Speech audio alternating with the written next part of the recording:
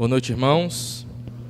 Sempre grato a Deus de ter a oportunidade, o privilégio de trazer a palavra do Senhor.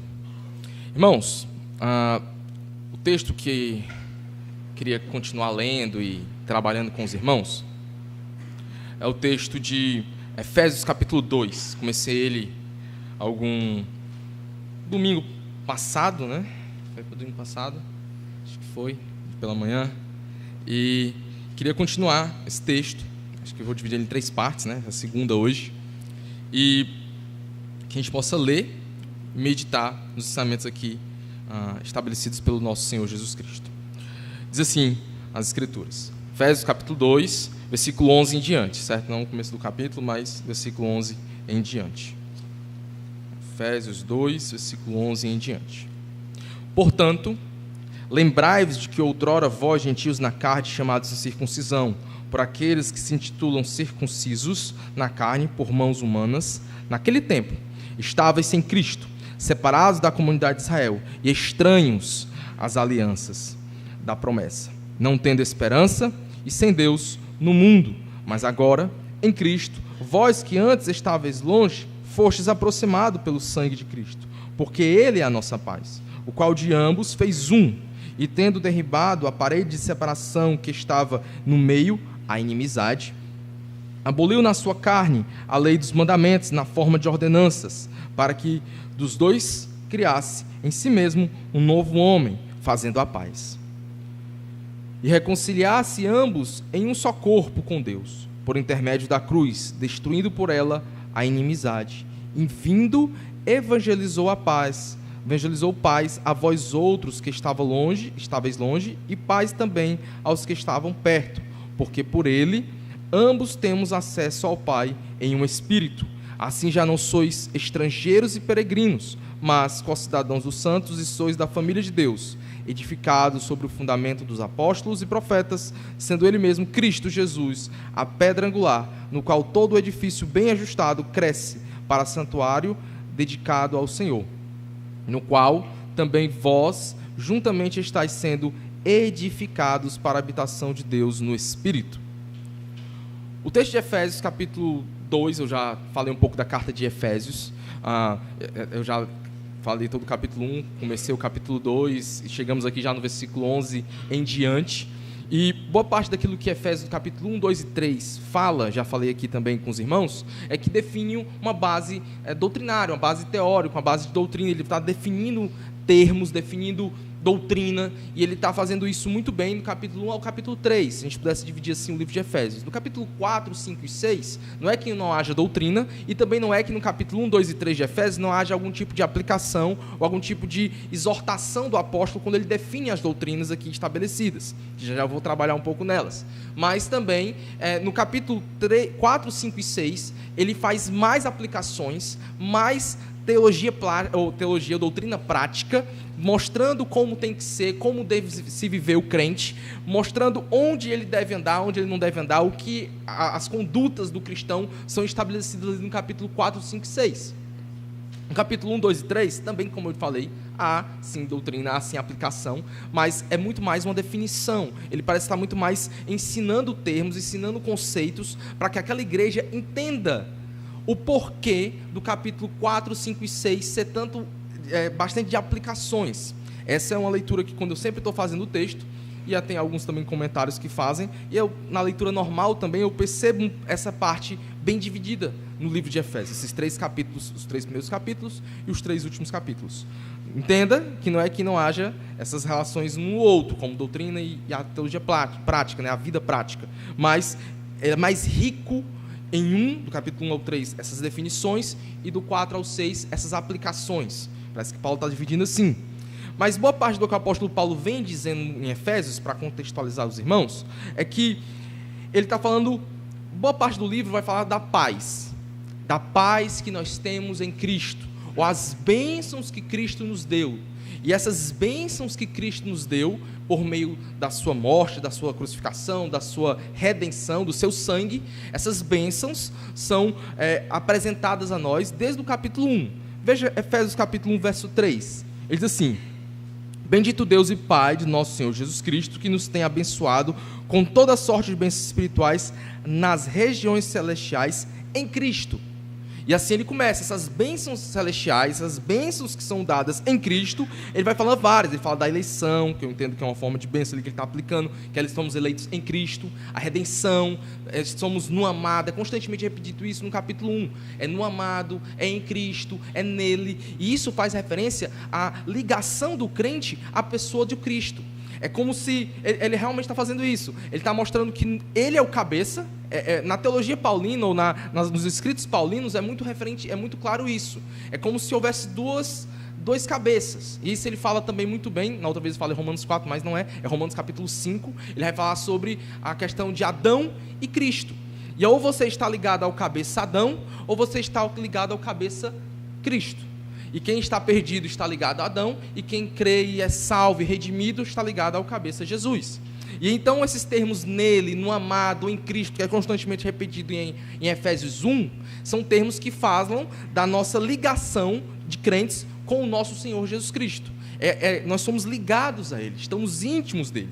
E isso é trabalhado aqui, ele vai falando, para esse capítulo 1 ainda, ele fala assim, que Deus derramou, no qual temos a redenção, pelo versículo 7, pelo seu sangue e remissão dos pecados, segundo a riqueza da sua graça, que Deus derramou abundantemente sobre nós em toda a sabedoria e prudência. Assim ele continua.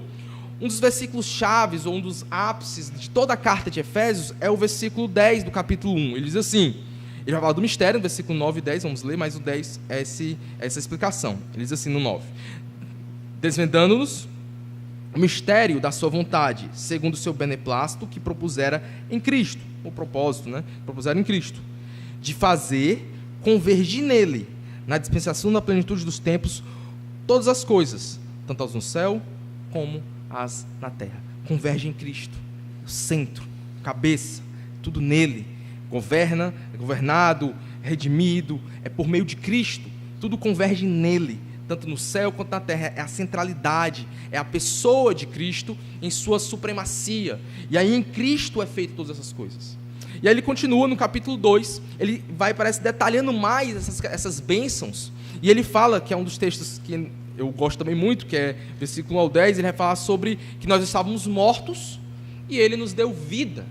E aí, tanto no capítulo 1 quanto no capítulo 2, nós temos um trabalho muito forte do Deus Trino, ou seja, a Trindade trabalhando aí.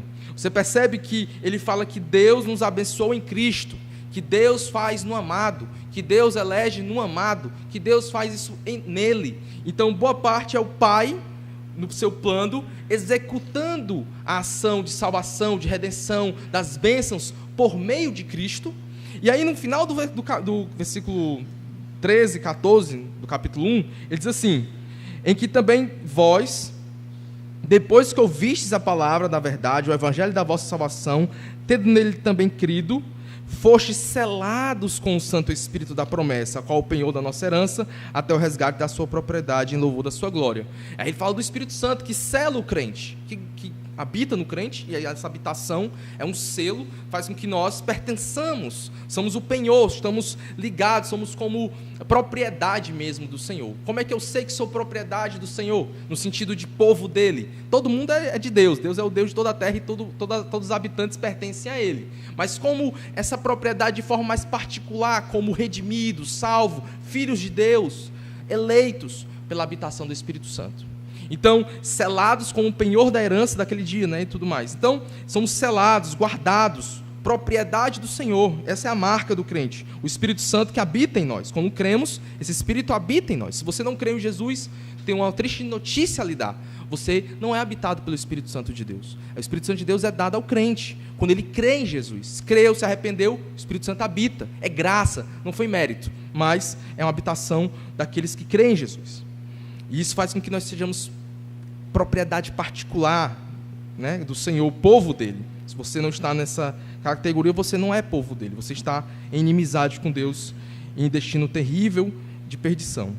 Desse capítulo 2 vai dizer, ele nos deu vida, estando vós mortos nos nossos delitos e pecados, e ele continua. No versículo 7, ele diz assim, para mostrar nos séculos vindouros a suprema riqueza da sua graça em bondade para conosco em Cristo Jesus, Porque pela graça sois salvos, mediante a fé, isto não vem de vós, é dom de Deus, não de obras, para que ninguém se glorie, pois somos feitura dele, criados em Cristo Jesus para boas obras, as quais Deus de antemão preparou para que andássemos nelas. Então aqui também no capítulo 2, então ainda vou entrar no texto, para contextualizar bem, ele está falando aqui novamente da Trindade, o Pai e o Filho aqui trabalhando. Aqui nessa primeira parte do versículo 1 ao 10, parece que a ação principal, a maior parte das ações, partem do Pai agindo por meio do Filho, assim como também foi boa parte do capítulo 1. Mas no versículo 11 em diante que eu li, aqui parece que a ação principal que começa a ser estabelecida aqui é do Filho, da segunda pessoa da Trindade, que também é Deus, né? A gente sabe tudo isso, a gente define Trindade, 3 seres distintos com a sua essência, Deus como o Pai o é, mas com função distinta, são distintas funções. E a função do Filho aqui vai começando a ser apresentada e mostrando que o Pai, ao planejar, executa as coisas por meio do Filho, e assim ele vai trabalhando por meio do Filho, criados em Cristo Jesus. Versículo 5, estando nós mortos em delitos nos deu vida juntamente com Cristo. Aí pela graça sois salvos. Aí vai falando várias formas aí que o Pai vai dando vida por meio do Filho, fazendo redenção por meio do Filho, essas coisas todas. Versículo 11 em diante, que a gente já trabalhou, ele vai dizer o seguinte: portanto, lembrai-vos que outrora, vós gentios na carne, versículo 11, chamados de circuncisão por aqueles que se intitulam circuncisos na carne, por mãos humanas, naquele tempo, estava sem Cristo, separados da comunidade de Israel, e estranhos às alianças da promessa, não tendo esperança e sem Deus no mundo. Mas agora, em Cristo Jesus, fostes antes, que antes estáveis longe, fostes aproximados pelo sangue de Cristo. Essa parte, a gente falou do portanto, no primeiro versículo, ele está falando portanto, por tudo aquilo que já foi dito antes. Porque ele vos deu vida, porque ele nos deu vida em Cristo, porque ele nos salvou, por essa graça, por essa bênção que não vem de nós, é dom de Deus. Tanto a salvação como a fé são ações divinas dadas ao seu povo, é graça, é favor imerecido. A salvação é dom de Deus, a fé é dom de Deus, a fé salvífica vem do Senhor. A gente entende que Ele é o autor e consumador da nossa fé, e a gente entende que tudo isso é graça, favor imerecido. Não tínhamos nada que fosse atrativo a Deus, é algo que Deus faz por sua intensa bondade, misericórdia, e favor imerecido é isso, não merecíamos. E eu digo mais, não só não merecíamos, mas nós merecíamos o contrário, porque nós como pecadores, nós merecíamos a condenação, e a gente era ofensivo a Deus, a gente era morto no sentido de fazer algo bom para a nossa salvação, fazer algo que desse crédito, ou desse algum tipo de capacidade para que a gente possa ser salvo. Nisso nós éramos mortos, sem nenhum tipo de ação mesmo, mas para pecar, para ser rebeldes, para agir contra o Senhor, nisso nós éramos muito ativos. Todos nós estávamos em inimizade, filhos da ira, como o apóstolo Paulo nos chama. Ou seja, nossos pensamentos, nossas ações são pecados para contra o Senhor. Então, nosso destino era o contrário, era perdição, era condenação, da ira, filhos da ira, por causa dos nossos pecados. Mas aí, Deus nos deu vida. O morto não pode fazer nada para se salvar. É uma ação que vem do Senhor para conosco, graça. E aí ele fala, portanto, por essa bênção, por essa salvação que foi dada em Cristo Jesus, foram novamente feitos novas criaturas em Cristo Jesus. Por causa disso, portanto, aí ele vai, lembrai-vos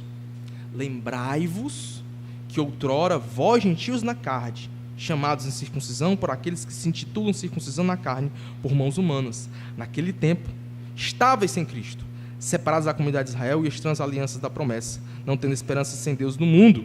Mas agora, em Cristo Jesus, vós que antes estáveis longe, fostes aproximados pelo sangue de Cristo.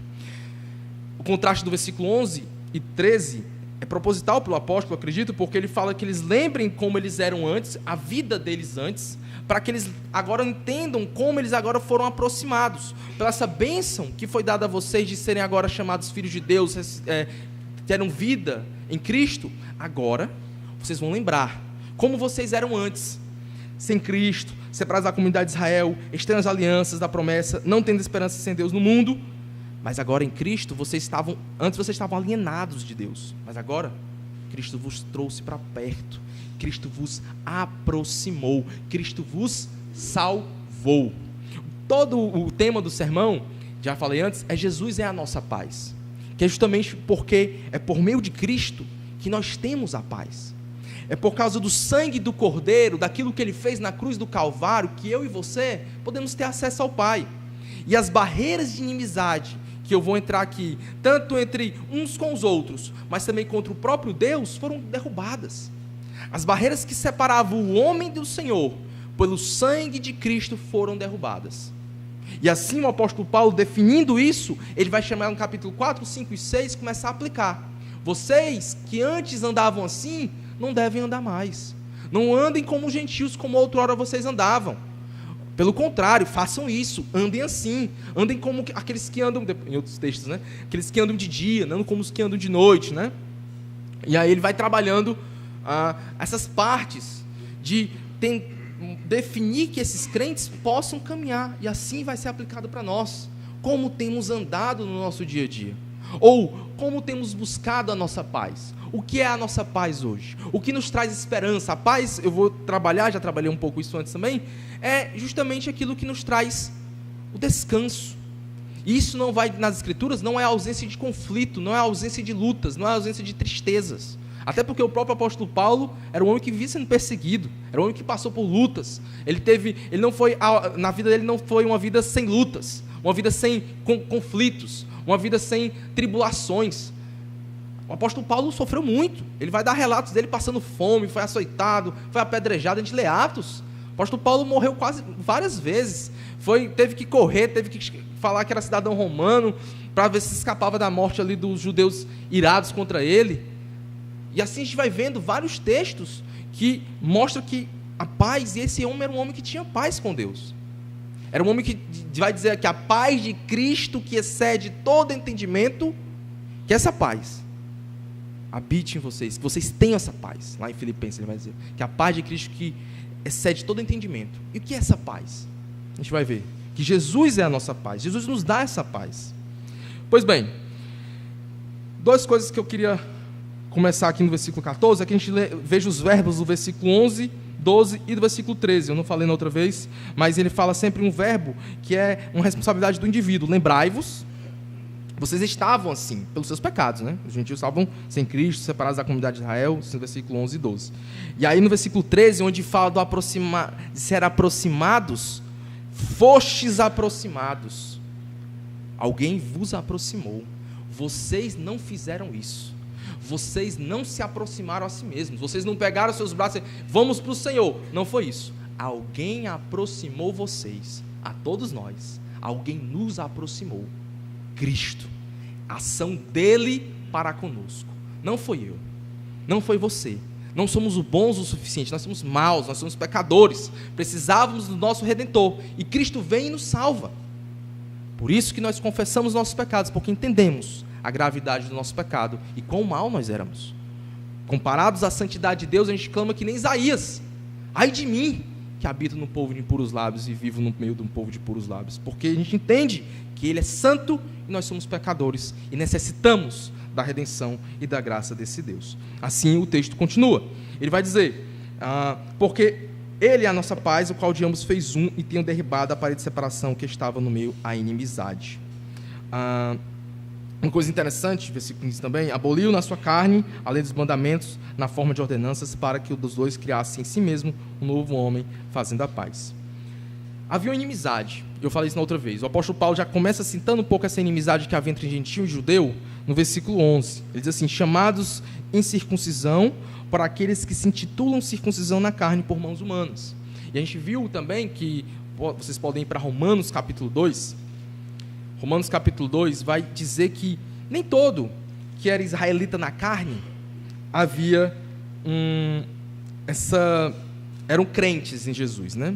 Finalzinho do capítulo 2 de Romanos, versículo 28 e 29 diz assim: porque não é judeu quem apenas é exteriormente, nem circuncisão o que somente na carne, porém judeu é aquele que o é interiormente, circunciso o que é do coração, no espírito, não segundo a letra, cujo louvor não procede de homens, mas de Deus. Então não é só quem é na carne, não é só quem as marcas. Pode ter nascido em Israel, mas ele não fazia parte do povo de Deus porque não era um convertido. O israelita, ele precisava se converter, como qualquer outro crente. Israel não tinha um privilégio, como alguns pensam, Israel já é salvo. Não, Israel precisa se converter. Israel está perdido se não crê em Jesus. Então, o judeu, o israelita, ele também tinha que ser um israelita crente. Então, ele fala que havia um Israel crente dentro do Israel nação. Então, havia o Israel nação e o Israel crente lá dentro. Os judeus que realmente creram e viviam as instruções da lei de Deus. E assim, ele está falando que essa inimizade, boa parte era criada entre os judeus porque eles tinham desprezo pelos gentios ou por outros povos que não eram nação de Israel. Só que isso muitas vezes é errado, a gente já viu sobre isso. Jonas, na verdade, é um exemplo fantástico. Porque a missão de Israel, quando foi eleita ali por Deus no Antigo Testamento, para ser a nação do Senhor, o povo escolhido de Deus, Israel tinha que pregar o evangelho às outras nações circunvizinhas. A ação de Jonas era praticamente o que o israelita tinha que fazer, anunciar a lei de Deus, chamar os povos ímpios ao arrependimento, mas infelizmente Israel falhou nessa missão. Israel acabou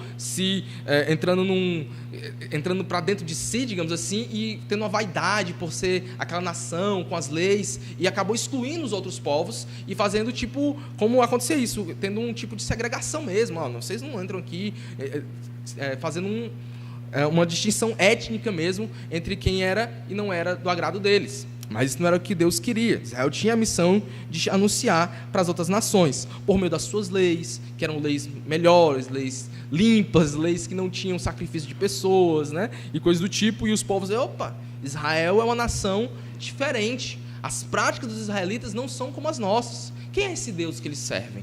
E os povos seriam atraídos pela distinção de Israel entre eles. Israel anunciaria, Israel daria boas-vindas aos estrangeiros e traria com que eles pudessem crer no Deus de Israel.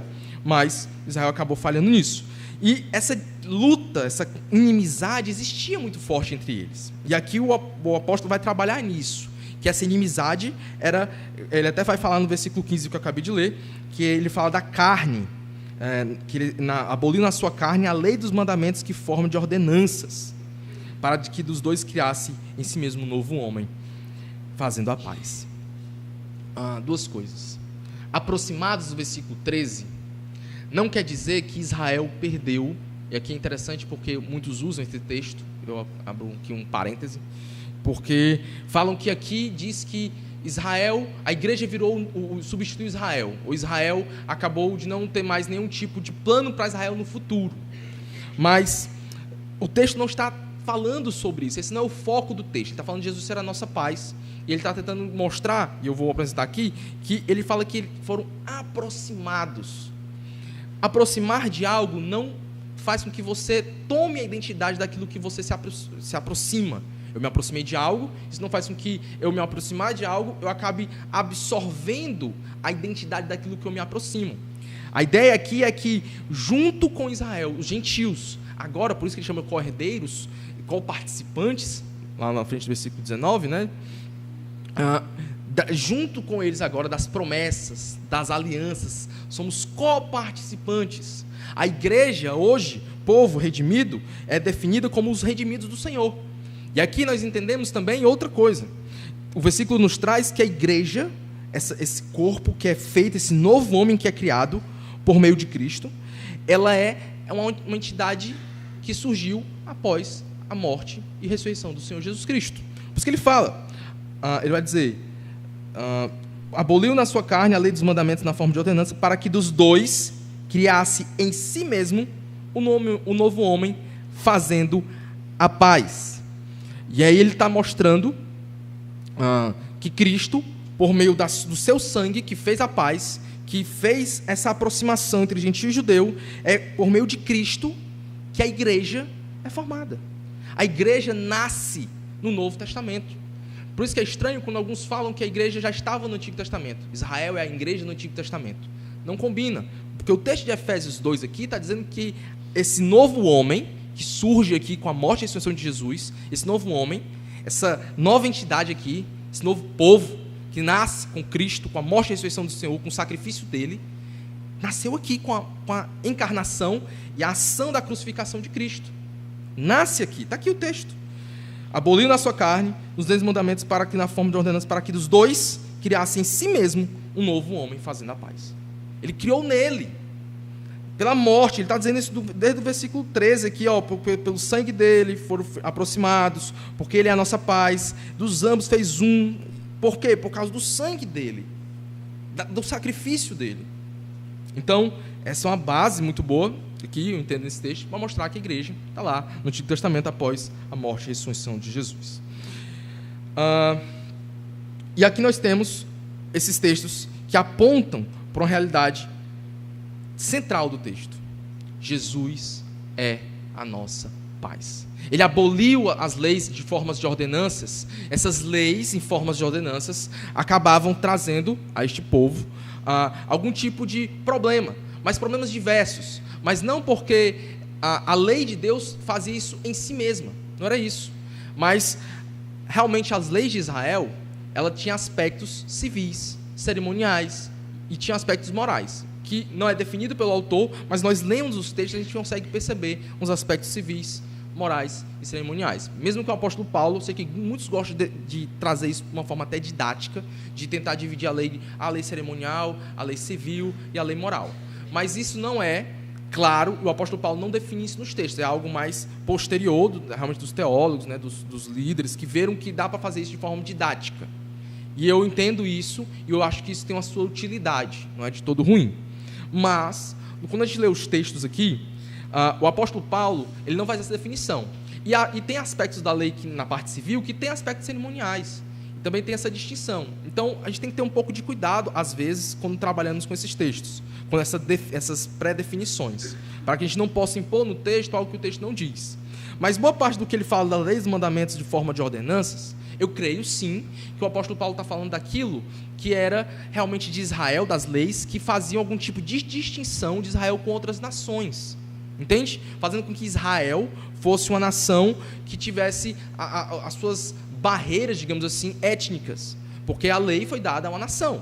E a Israel tinha território, tinha governo. E assim Israel, com essas leis, tinha sim pré-definições de como agir, de como fazer as coisas.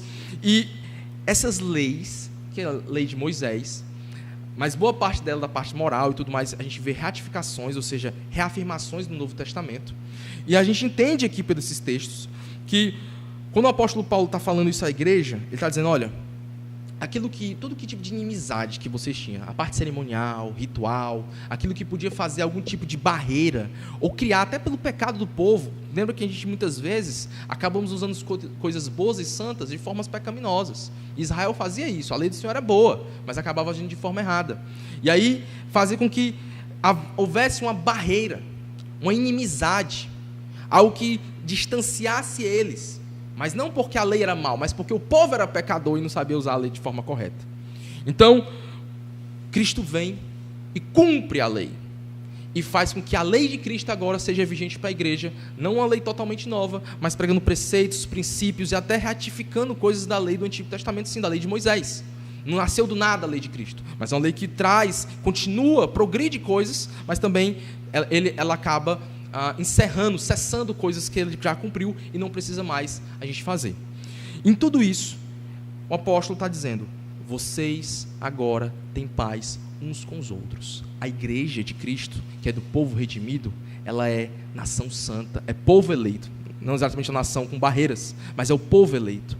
E essa igreja, ela é interdenominacional, no sentido de não ter algo que nacionalidade, entenda isso, ela não tem uma nacionalidade específica, é o povo geral, é o povo de todas as nações, não é só a igreja de brasileiros, a igreja de judeus, é a igreja de todos os povos, esse povo espiritual, é o povo onde não há uma nação, a igreja não tem um país, o país da igreja, não temos base bíblica para isso, não tem essas divisões, essas barreiras. A igreja, ela é esse povo criado em Cristo, por meio de Cristo, e essa igreja, ela é o símbolo, ela representa a paz. Qual a representação máxima dessa paz que Cristo nos fez pela cruz do Calvário? Onde a gente consegue ver a expressão máxima disso teria que ser a igreja de Cristo.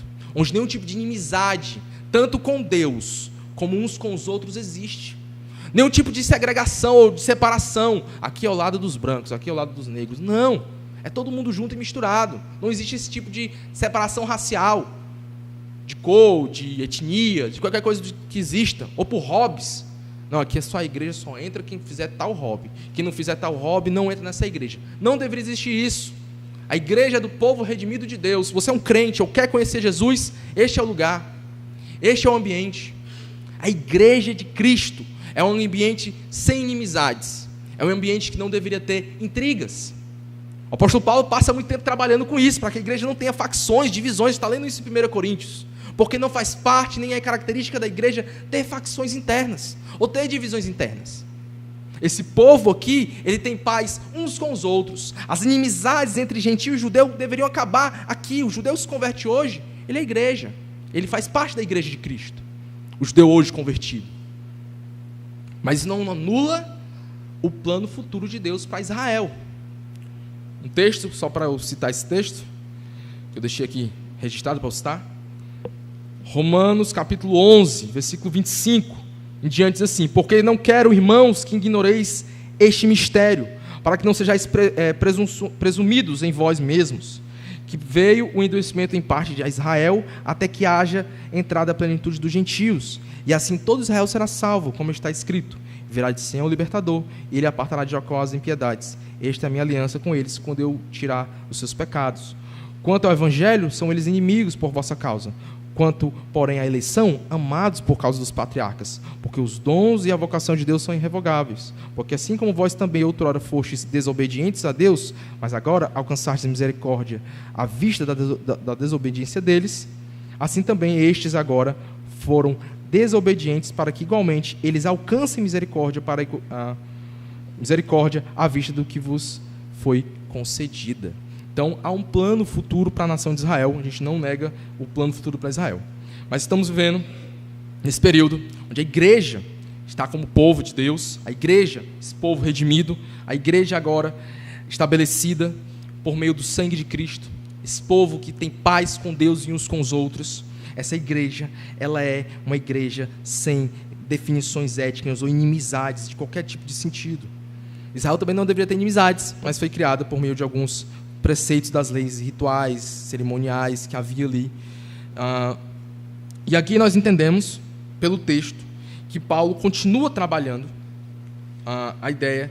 Lá em Efésios capítulo 2, ele continua falando, versículo 16 até o 18, ele diz assim: reconciliando ambos em um só corpo com Deus, por intermédio da cruz, destruindo por ela a inimizade, e vindo evangelizou a paz a vós outros que estáveis longe, e paz também aos que estavam perto, porque por ele ambos temos acesso ao Pai em um só Espírito. Percebe? A igreja, agora, esse povo, é uma adoração comunitária, onde todos temos acesso, tanto o gentio quanto o judeu, por causa de Cristo, acesso ao Pai. Entendam isso. Jesus é a nossa paz. A igreja, ela apresenta essa paz por causa das suas relações uns com os outros, nossas relações interpessoais, onde não há mais inimizades em relação a etnias, mas ao mesmo tempo também ela apresenta essa mesma paz pela adoração, pela comunhão, porque adoramos em espírito e em verdade.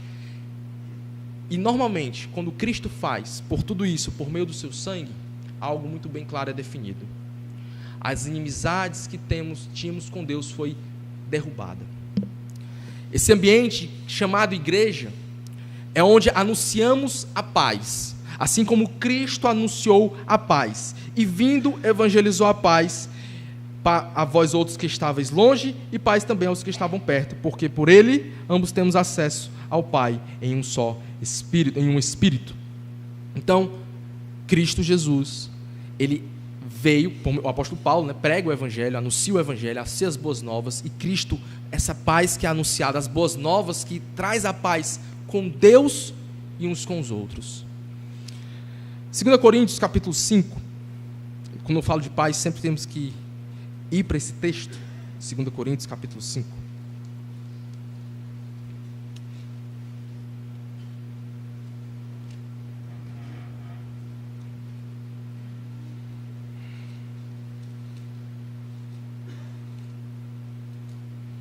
Diz assim, versículo 18 em diante: ora, tudo provém de Deus, que vos reconciliou consigo mesmo por meio de Cristo, e nos deu o ministério da reconciliação, a saber que Deus estava em Cristo, reconciliando consigo o mundo, não imputando aos homens as suas transgressões, e nos confiou a palavra da reconciliação, de sorte que somos embaixadores em nome de Cristo, como se Deus exortasse por nosso intermédio. Em nome de Cristo, pois, rogamos que vos reconcilieis com Deus. Aquele que não conheceu o pecado, ele o fez pecado por nós, para que nele fôssemos feitos justiça de Deus.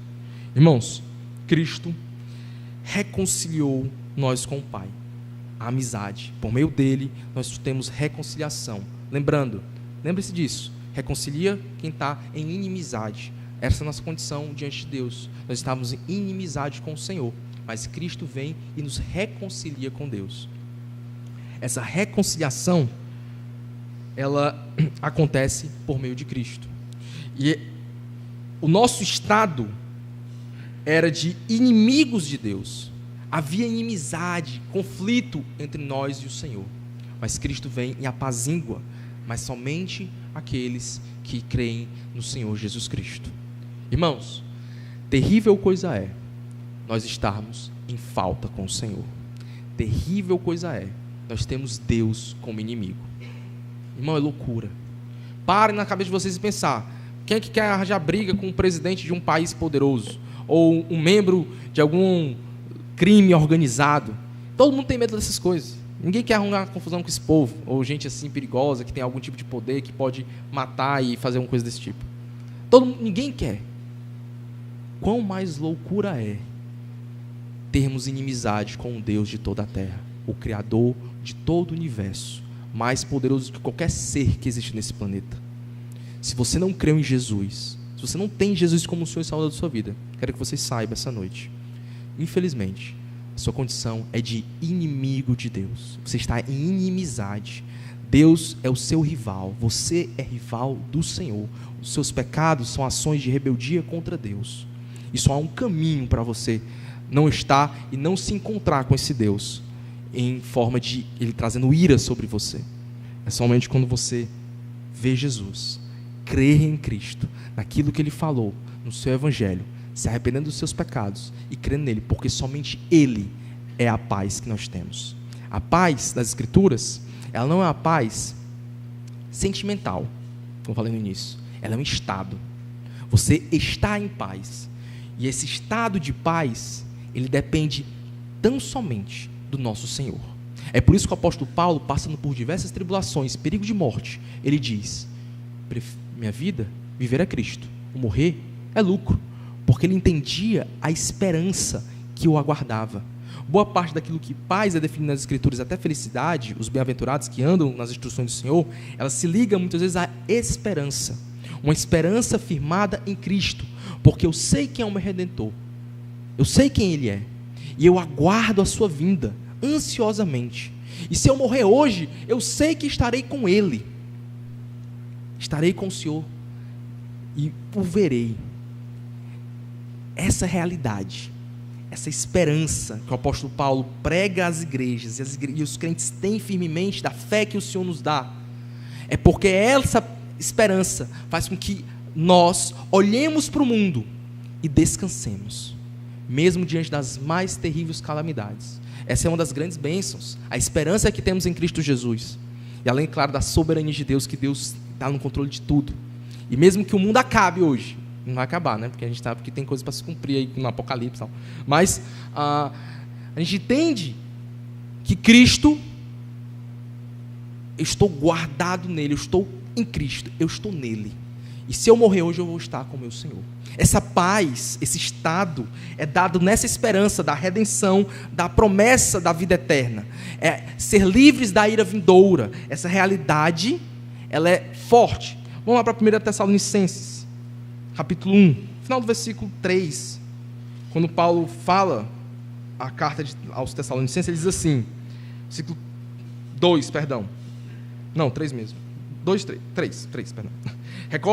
Recordando-nos diante do nosso Deus e Pai, da operosidade da vossa fé, da abnegação do vosso amor e a firmeza da vossa esperança em nosso Senhor Jesus Cristo. Aí lá no versículo 10 ele diz assim, do capítulo 1 de 1 Tessalonicenses: e para guardardes o céu, o seu Filho, a quem ele ressuscitou dentre os mortos. Jesus, que nos livra da ira vindoura. Essa bênção, eles estão firmes na esperança do Jesus Cristo, e eles aguardam esperançosamente o Cristo, que nos livra da ira vindoura. Essa realidade faz com que esses crentes, eu entendo isso por toda a carta, eles entendem, eles creem na palavra, a passarem por grandes tribulações, porque eles entendiam que a esperança deles estava em Cristo. Cristo é a nossa paz, Ele nos dá esperança. Percebe no versículo que eu li antes aqui, de Efésios capítulo 2 mesmo, versículo 12, ele diz assim, olha, naquele tempo estava sem Cristo. Aí ele vai citando as coisas quando você está sem Cristo, ó. Separados da comunidade de Israel, estranhos às alianças da promessa, não tendo esperança e sem Deus no mundo. Todos os que estão sem Cristo Jesus estão nessa condição. Separados das promessas de Deus, distantes das alianças. Ele cita, eu já falei isso na outra vez, por isso que eu não recitei aqui, a comunidade de Israel, porque a comunidade de Israel era o povo que estava mais próximo das promessas, porque Deus falou as promessas, os profetas, os patriarcas vieram de lá, então Israel tinha contato com a mensagem. Isso não era porque Israel em si era especial, no sentido de que ser israelita, como eu falei aqui, não define salvação, mas porque em Israel era uma ação mais focal, uma ação principal ali de Deus, profetas, povo, né, lei, Moisés e tudo. Então Israel tinha um contato com a lei, que apresentava o Messias, apresentava o Cristo. Israel tinha isso, então quando estava distante de Israel, logo você estava distante da mensagem que Israel tinha, que era a lei, os profetas e coisas do tipo. Então ele vai dizer, olha, vocês estão sem esperança e sem Deus no mundo. Vocês não têm Deus se não tem Cristo.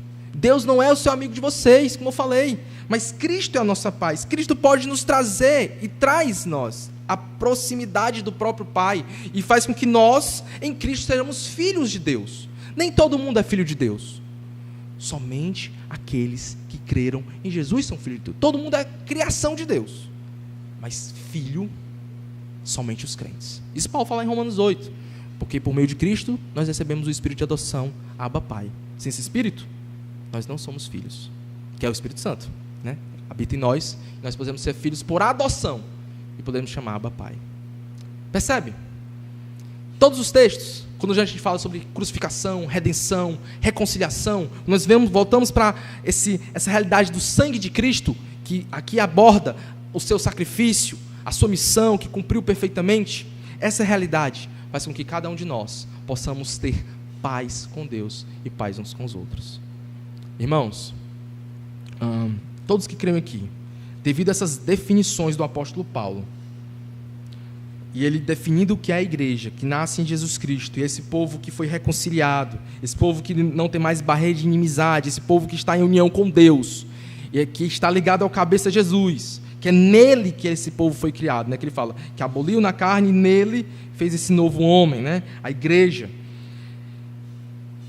É por causa dessa realidade que Paulo fala no capítulo 4, no versículo 17, diz assim, portanto, 4:17 de Efésios, isto, portanto, digo, e no Senhor testifico, que não mais andeis como também andam gentios na vaidade de seus próprios pensamentos, obscurecidos no entendimento e alheios à vida de Deus, por causa da ignorância que vivem pela dureza do seu coração. E ele vai continuando, aí no versículo 25 ele diz assim, por isto, deixando a mentira, fale cada um a verdade. Uma santidade na prática, né? Fazendo santidade na prática. Com o seu próximo, porque somos membros uns dos outros. Olha, por que eu falo a verdade e não a mentira? Porque somos membros uns dos outros. Somos um corpo, estamos unidos ao cabeça. Estamos unidos, não tem mais separação, fomos feitos um só. É a definição do capítulo aqui. Do capítulo 2, né, definição. E ele está dizendo, ó, porque nós somos membros uns dos outros, então não minta um para o outro. É uma base, né? É um dos argumentos, não é o único, mas é um dos que o apóstolo está usando. Tem questão também de Deus, né? Satanás é o diabo, o pai da mentira, e outros argumentos, mas esse é um dos argumentos que o apóstolo usa aqui. Irai-vos e não pequeis, não ponha o sol sobre a vossa ira, nem deis lugar ao diabo. Aquele que furtava, não furte mais, antes trabalhe, fazendo com as próprias mãos o que é bom, para que tenha o que auxiliar o necessitado. Aí ele vai dizendo outras coisas. Capítulo 5, ele vai repetir lá no versículo 15 e 16. Portanto, vede prudentemente como andeis, não como os nécios, e sim como os sábios, remindo o tempo, porque os dias são maus. Porque esta é a razão, não vos torneis insensatos, mas procurai compreender qual é a vontade do Senhor. Não vos embriagueis com vinho, já dando outras instruções na prática. Por que essas definições de santidade na prática, que boa parte do capítulo 4, 5 e no capítulo 6 já fala das armaduras de Deus, fazem sentido para nós, igreja? Porque nós entendemos isso e isso, caramba, a gente tem que fazer isso faz parte da nossa vida como crentes em Jesus. Por tudo aquilo que ele vem definindo no capítulo 1, 2 e 3 de Efésios. Porque nós somos igreja, somos povo de Deus, reconciliados. Somos aqueles que estavam distantes e agora estão próximos. Porque o sangue de Cristo nos remiu e nos redimiu e nos fez paz com Deus e paz uns com os outros, ao ponto de que a igreja, essa unidade do povo redimido, não mais anda alheia como o mundo. Porque fomos comprados, porque nós somos povo dele, porque fazemos parte dele, estamos ligados ao cabeça. Tudo converge nele, tudo centraliza nele. Essa é a identidade da igreja. Pertencemos a um Senhor. E esse Senhor nos comprou, esse Senhor nos redimiu, esse Senhor nos deu paz uns com os outros e com o Senhor Deus Pai, que nós éramos inimigos. E assim, essa realidade faz com que eu e você, como igreja que tem paz com Deus e paz uns com os outros, viva uma vida diferente da que o mundo vive. Eu não devo andar como os que não têm Deus, os que não temem ao Senhor, como aqueles que não conhecem a lei de Deus, porque eu fui comprado, porque eu fui redimido, eu fui vivificado. Eu não tinha esperança, eu era sem Deus no mundo, eu estava distante das alianças da promessa, mas agora eu fui aproximado pelo sangue de Cristo. E essa aproximação requer também de nós compromisso, fidelidade, entendimento de quem é o nosso Deus. O apóstolo, lá no final do capítulo 3, no finalzinho, 14 em diante, ele vai trazer um pouco disso. Ele diz assim: por esta causa, Efésios 3, versículo 14 em diante.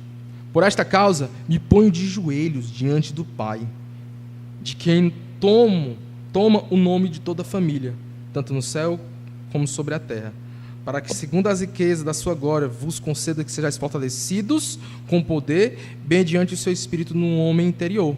E assim, habite Cristo no vosso coração, pela fé, estando vós arraigados e alicerçados em amor, a fim de poderes, olha só, compreender com todos os santos qual é a largura, o comprimento, a altura e a profundidade, e conhecer o amor de Cristo, que excede todo entendimento, para que sejais tomados de toda piedade,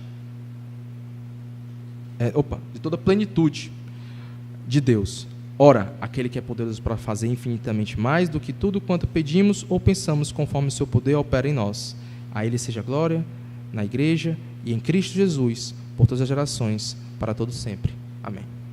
Percebe? O apóstolo Paulo está dizendo, vocês compreendam isso. Vocês saibam a largura, o comprimento, conhecer o amor de Cristo, que excede todo o entendimento, para que sejais tomados de toda a plenitude de Deus. Vocês compreendam isso, para que a vida de vocês, a compreensão de vocês, vai refletir como vocês devem andar, como vocês devem ter a maturidade, viver uma vida que agrada a Deus. Ter esse conhecimento leva a gente à maturidade cristã, à vida com Deus. Que nós possamos hoje, irmãos, meditar nisso, compreender isso, que é a eleição que Deus fez por graça a todos nós. Essa graça redimida, ela também requer de nós vida com Deus. E isso faz com que eu e você possamos perceber que a nossa paz com Cristo, essa paz que Cristo nos dá, que Ele é a nossa paz, faça com que eu e você possamos caminhar essa vida com um pensamento, uma visão diferente.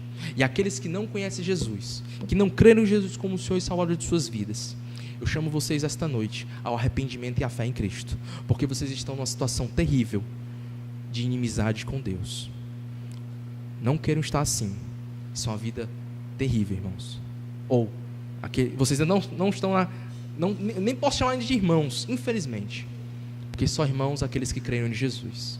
Então eu chamo cada um que não creu, que não se arrependeu dos seus pecados, a conhecer esse Cristo, a viver esse Evangelho, porque só assim vocês vão ter paz com Deus. E a verdadeira paz é Cristo. Não se engane. A paz que o mundo dá, a paz que as bebidas, as festas, o trabalho, o dinheiro dá, são passageiras. Não é o estado dessa verdadeira paz que Cristo nos dá. Entendam isso. A paz verdadeira é Cristo. Deus abençoe, vamos orar, possamos meditar nisso diariamente. Senhor meu Deus, muito obrigado por essa noite, que o Senhor possa nos fazer meditar, Senhor, lembrando sempre que o Senhor é a nossa paz. E aqueles que não te conhecem, aqueles que não andam em conformidade com a Tua palavra, que o Senhor possa fazer o coração deles ficar realmente contrito, que eles possam crer no Evangelho do Senhor Jesus Cristo, os textos que foram lidos aqui esta noite, de entender que somente o sangue de Cristo é que pode dar paz ao homem com Deus. É crer no Messias que morreu na cruz do Calvário e ressuscitou ao terceiro dia. É somente nele que nós teremos a paz. Abençoa, Senhor, cada um que veio esta noite, e que nós como igreja possamos entender nosso papel, de sermos esse povo comprado, redimido, criados à imagem de Cristo, pelo sangue do Cordeiro. E assim possamos viver uma vida de santidade, todos os dias da nossa vida. E assim aqueles também que não te conhecem, que não se arrependeram, que não creram em Jesus, que possam crer para sair desse terrível estado, que é a inimizade com Deus. Traz essas pessoas ao arrependimento e à fé, ser conosco, Pai, durante a semana, durante nossos dias, que nós sejamos igreja, povo santo, não só no domingo, mas de segunda a segunda, todos os dias da nossa vida, até o Senhor nos levar ou até a igreja ser arrebatada. É assim que eu te peço, te oro, te agradeço em nome de Jesus. Amém, Senhor. Temos um momento de oração agora, um pós-lúdio. Uns podem estar orando.